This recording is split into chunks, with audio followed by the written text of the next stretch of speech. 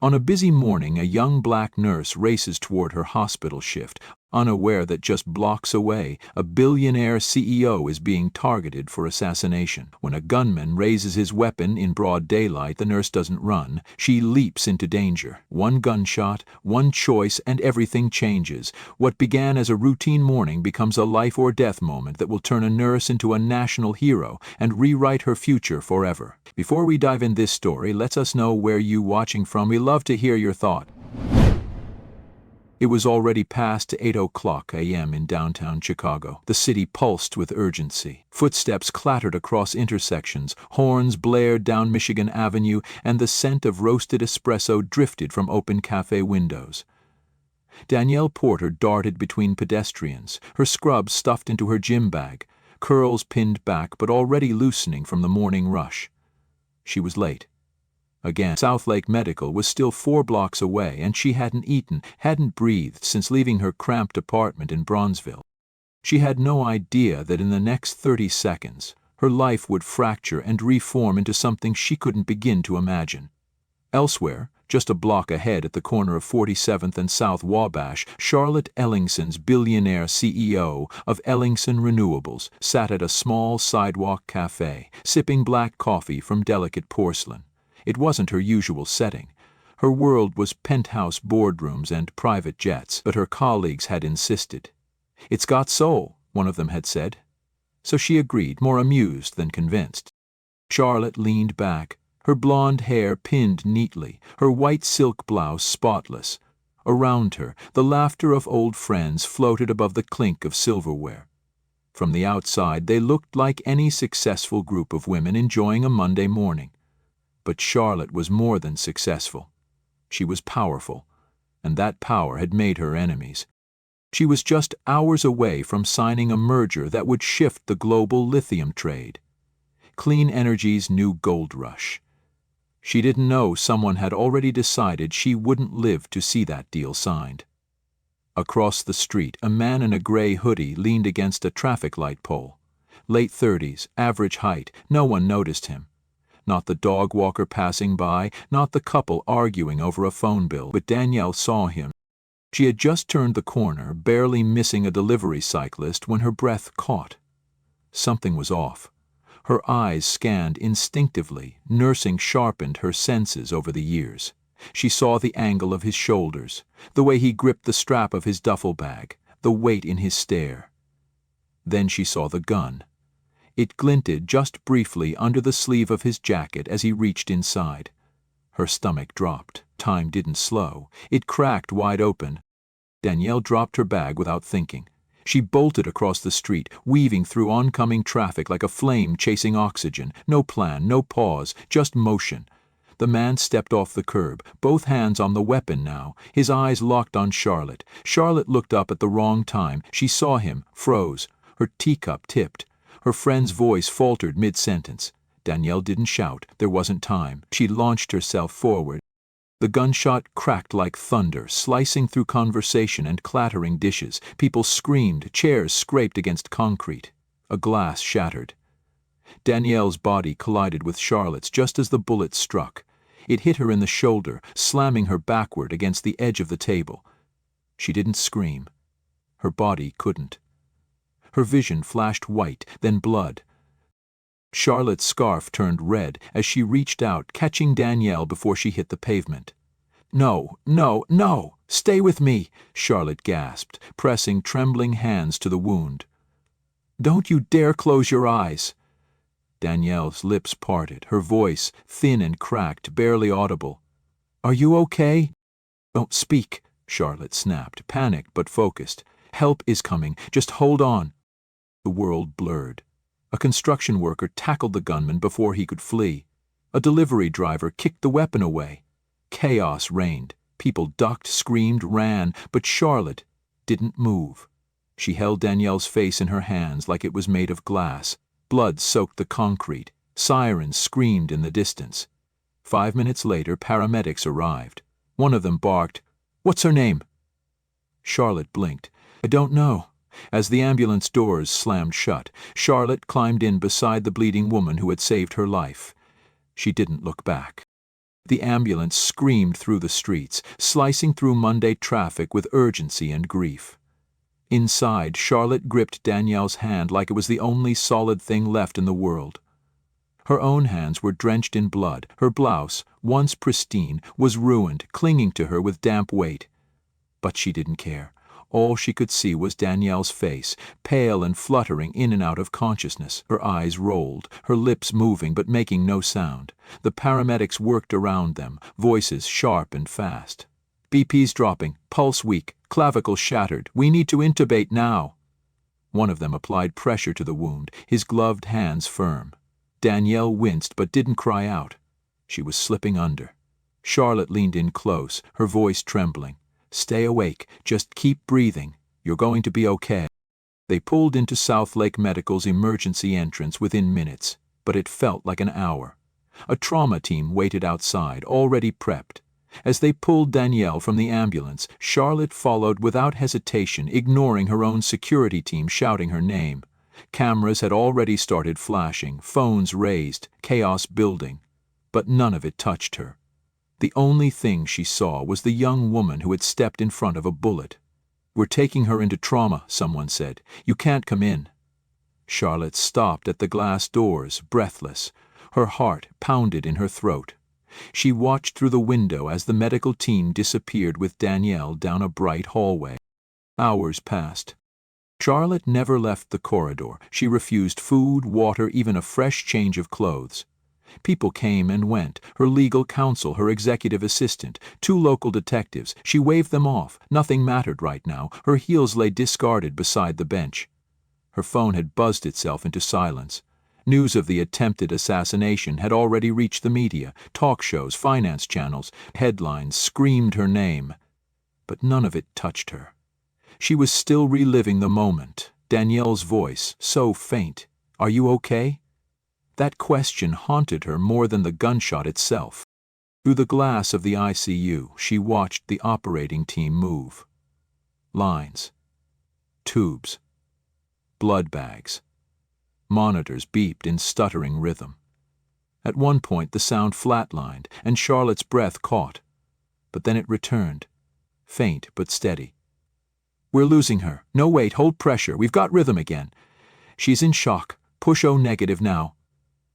Words Charlotte never thought she'd care about suddenly became sacred. She whispered silent prayers she didn't even believe in. Finally, a man in surgical scrubs stepped into the hallway. His face was blank. Charlotte stood up so fast she nearly fell. "Is she—" Her voice cracked. "She made it," he said. "Barely. The bullet missed a major artery by less than an inch. She's lucky, but it'll be a long recovery." Charlotte felt her knees give slightly, but she caught herself. "Can I see her?" "She's sedated, but yes, just for a moment." The room was dim. Machines hummed. Danielle lay motionless, wrapped in sterile blankets, her shoulder bandaged tight, breathing assisted by tubes and soft mechanical hisses. Her skin had lost its warmth, but she was alive. Charlotte stepped closer, slow and reverent. She didn't speak, didn't cry, just stood there watching the woman who had thrown herself between her and death. Finally, after a long moment, Charlotte whispered, "You don't know me, but you saved my life, and I swear to you I will not forget this." Danielle didn't stir, but somewhere, beneath a haze of morphine and trauma, her body continued to fight. And Charlotte, for the first time in her life, didn't feel invincible. She felt indebted. Outside the ICU, the sun had begun to set behind the skyline, casting long shadows across the city. But inside that quiet room, the day hadn't ended. It had only just begun. And what came next would change both their lives forever. 3 days had passed since the gunshot. The wound in Danielle's shoulder ached with every breath, every movement, every passing hour. Her body bore the weight of pain, but it was the silence that weighed more. Thick, reverent, unfamiliar. Nurses moved gently around her, respectful in a way that felt different. Their eyes lingered just a little too long. Their smiles carried something between awe and hesitation. Outside her hospital room, the world buzzed with frenzy. Reporters crowding the entrance, camera flashes like lightning, voices calling her name as if they'd known her forever. But inside these walls, time moved slower. Her body was healing, yes, but her soul hadn't caught up. And then, that morning, just after the nurse checked her vitals, the door opened with a whisper of hinges. Danielle turned her head, expecting another white coat, maybe another gentle voice offering water or medication. Instead, she saw her, Charlotte Ellingson. Immaculate, poised, but somehow softer than before. Gone was the high-powered business attire. She wore a soft gray sweater and grace that felt disarming. Behind her were two men, one in a Navy suit with a leather portfolio, the other carrying a briefcase, a discreet earpiece looped behind his neck. The room shifted. Danielle sat up slowly, wincing. "Charlotte, you came back." Charlotte smiled gently and moved to her side. "I told you I would," she said, then nodded to the men behind her. "I brought some people with me, if that's all right. I think it's time we begin." Danielle blinked, caught off guard. "Begin what?" Charlotte didn't answer immediately. She gestured, and the man with the briefcase stepped forward, setting it on the tray across Danielle's bed. He clicked it open with the kind of silence that carried weight. Inside was not a mountain of papers, just two items. A deed to a penthouse apartment at Lakefront Tower, overlooking the heart of Chicago, and a bank transfer confirmation. Danielle's name printed in clean serif font, the amount below it shimmered on the page. $20 million. The breath left Danielle's lungs. For a moment, she wasn't sure if it was real or the fevered echo of trauma and morphine. She stared at the numbers, then at Charlotte. Her voice came out small, cracked. "What is this?" Charlotte's tone didn't waver. "It's yours," she said, firm but kind. "The funds have already been transferred. The apartment is ready, fully furnished, overlooking the lake. There are no strings. This isn't a loan, it's not conditional, it's a thank you." Danielle's hands trembled against the sheets. I don't deserve this," she whispered. "I was just—" Charlotte interrupted gently. "You stepped into a bullet. You didn't know me. You had no reason to act, but you did. This isn't charity, Danielle, it's freedom. You deserve to live without fear, without debt, without scarcity. This is your life, rewritten." Danielle turned away slightly, as if afraid to meet that reality head-on. "I've never had money, not like that, not even close." Her voice dropped lower. "I grew up rationing peanut butter and praying for rent extensions. I don't know what to do with $20 million. You don't have to know today," Charlotte said softly. "You just have to know it's real." The man in the Navy suit stepped back. "The deed has been signed. Your name's on the lease. Staff is available if you want them, or not. It's your space, Miss Porter, your piece." Danielle's throat tightened. Her world had always been built on doing more with less. Now it had been turned upside down with a signature and a single act of courage. Her eyes welled, but she held the tears at bay. Just then a knock sounded at the door. A nurse peeked in, hesitant. "There's a visitor," she said. "She says she's family." Before Danielle could ask, the door flung open. "Danielle!" Her mother rushed in, tears already falling. "Oh, my baby, my God! I've been praying since the moment I heard." "I flew in as soon as I could." She reached her daughter's bedside, hands shaking as they touched her face. Danielle could barely breathe. "Mama," she whispered. "I thought I'd lost you," her mother cried. "I didn't know if I'd ever see you again." Charlotte stepped back quietly, giving them space. She didn't need to be the center of this moment. But then Danielle's mother turned, eyes widening. "You're Charlotte Ellingson," she said, almost in disbelief. "I am," Charlotte replied. "But your daughter, she's the one who saved me." "No," her mother said, voice breaking. "You saved her too." The briefcase still sat open, the weight of its contents heavier than gold. Danielle's mother looked down, hand to her chest.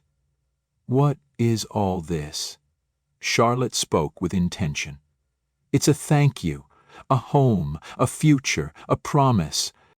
Tears spilled down Danielle's face now, silent and raw. She looked from her mother to Charlotte, then back at the documents. Her name, her future, written in ink and faith. And for the first time she believed that this wasn't the end of her story. It was just the beginning, and soon the world would know what she intended to do with it. It had been nearly 2 weeks since Danielle Porter left the hospital. The flashbulbs, the chants, the endless applause outside the lobby, they were still etched in her memory like chalk on glass. For someone who had spent her life unnoticed in scrubs, the sudden weight of fame was overwhelming. But she didn't run from it. She carried it. Carefully, intentionally, like a nurse holding fragile life in her hands, because this time it wasn't about her survival, it was about what came next. Charlotte Ellingson had gifted her $20 million and a penthouse that touched the sky. But Danielle had never been taught to live for luxury. She didn't dream in silk or spend mornings with champagne. She dreamed of warm beds for night shift nurses, of clinics that didn't turn away the uninsured, of quiet rooms where overworked healers could finally exhale. And so she went to work. Different work, a work of rebuilding, restoring, repaying the world for letting her live. The foundation came first, the First Line Fund. Its mission was simple: protect and uplift frontline medical workers. No bureaucracy, no red tape, just action. Within weeks, the fund erased over $2 million in student loans from Southlake's nursing staff. Danielle remembered each name as they called crying into her office line, hands shaking over their clear debt notices. She sat with them, listened to their stories. The nurse who had worked 3 jobs to send her son to college, the custodian who had lost his home during the pandemic but still showed up for every overnight shift. She renovated the trauma wing where she once lay bleeding. The new sign above the entrance read, "Porter Recovery Unit, bright walls, new machines, real beds." "Not because I wanted to be remembered," Danielle told the staff, "but because I never want another patient to die in a hallway waiting for space." The next project rose from a quieter pain.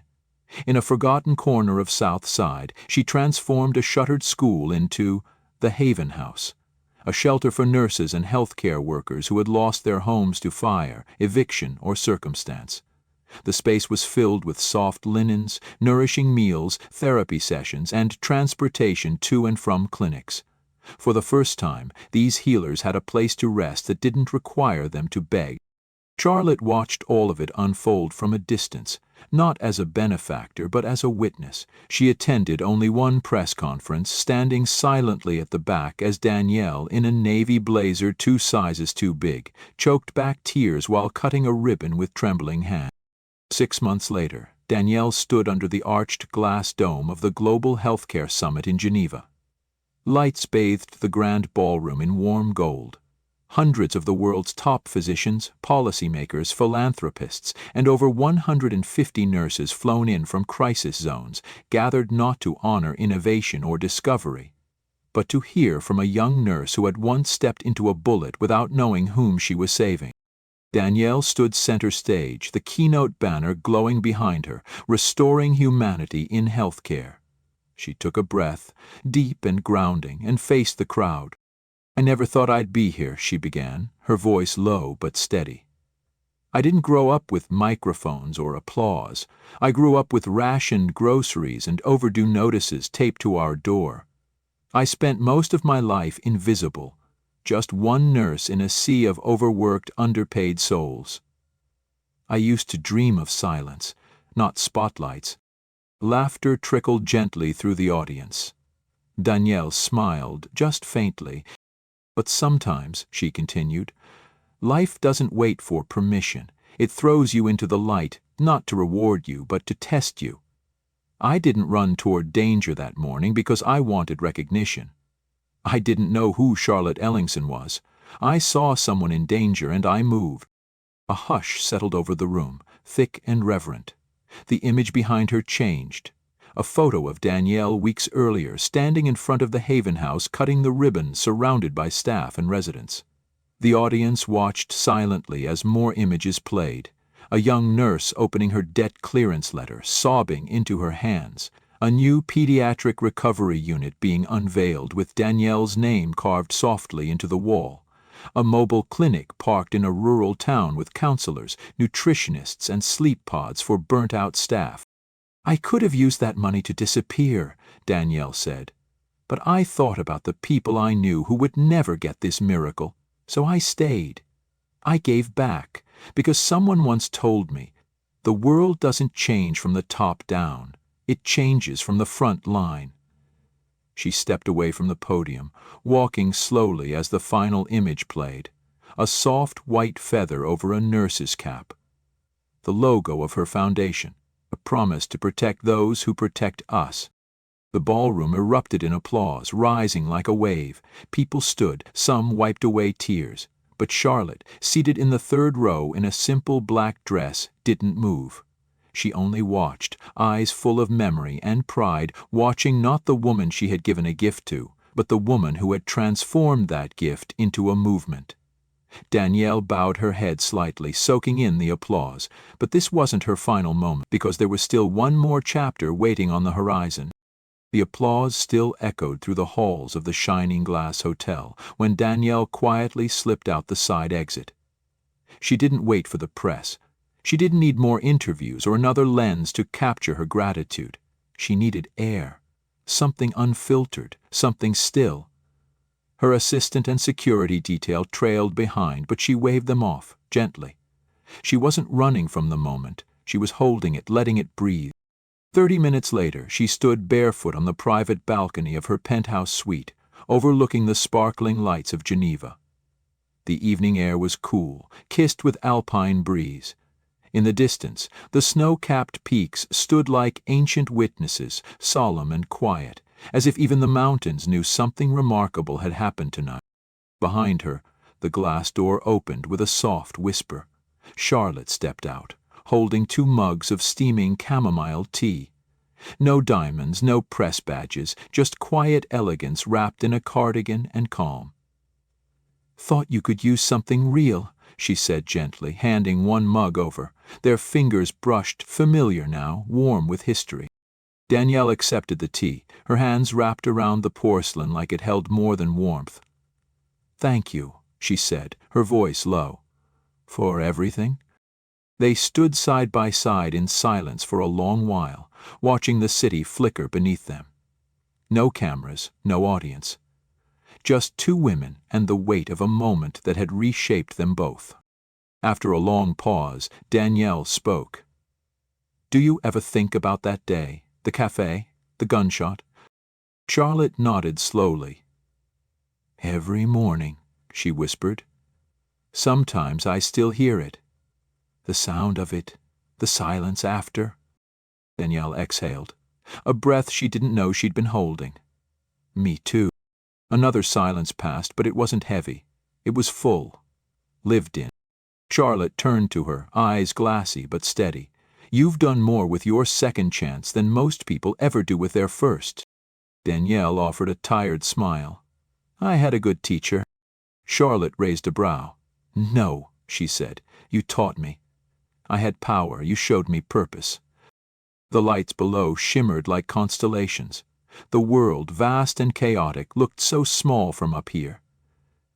Danielle looked down at her tea, then back at the city. "Do you think they'll remember me in 10 years? Charlotte didn't hesitate. "They'll be working in your clinics, sleeping safely in your shelters, quoting your speech. They'll remember." Danielle laughed softly, the sound half joy, half disbelief. Her throat tightened. "1 act of bravery," she murmured. "1 bullet, 1 choice. It changed everything.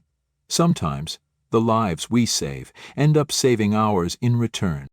She closed her eyes for a moment, not as the nurse from Bronzeville who worked night shifts and lived on vending machine dinners, not as the girl who had run late to work and intercepted fate, but as someone who had taken her pain, her fear, her fleeting chance at survival, and turned it into a legacy that would never stop giving. And though the night around her was quiet, the world had already begun to move, towards something kinder, something stronger, because of her. Far below, a boy held his mother's hand outside a shelter newly opened by the First Line Fund. Inside, a nurse who once lived in her car received a warm meal and a bed. A hospital in Detroit unpacked new trauma beds stamped with the initials DP. In Kenya, a traveling medical tent offered free exams to over 300 villagers. And on a balcony in Geneva, Danielle Porter stood wrapped in the wind and the quiet thunder of everything she'd become. Because this wasn't the end. This was the dawn, and tomorrow she would rise again. Join us to share meaningful stories by hitting the like and subscribe buttons. Don't forget to turn on the notification bell to start your day with profound lessons and heartfelt empathy.